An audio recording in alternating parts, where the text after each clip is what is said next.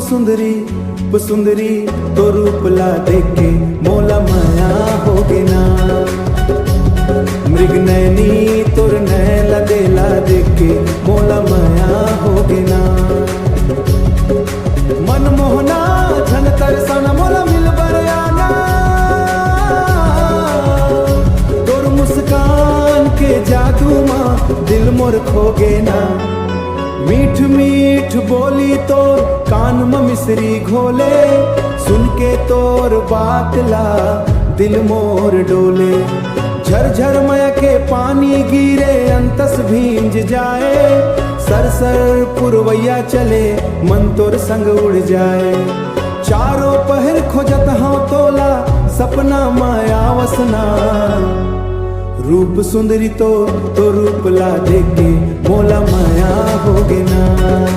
ओ रूप सुंदरी तो रूप ला देखे मोला माया होगे ना।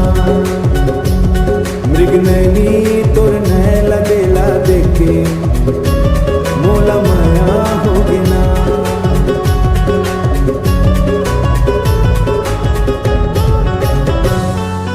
दिल मोर तोरे नाम गाए रात दिन सुरताया है। तोर बिनाए जिंदगी मोर सूना सूना लागे। लहुट के जब देखो तोला धड़कन बढ़ जाए। तोर हंसी के उजियारा माँ मन मोर खो जाए।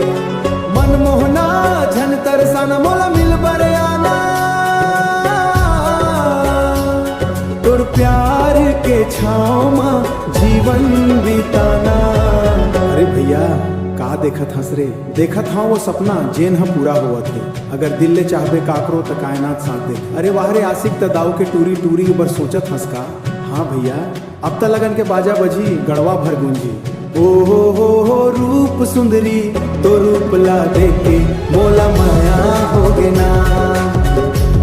मृग नैनी तोर नैला देला देखे मोला माया होगे ना। मन मोहना झन तरसाना मोला मिल बरयाना। तोर संग जिंदगी भर माया के गीत गाना।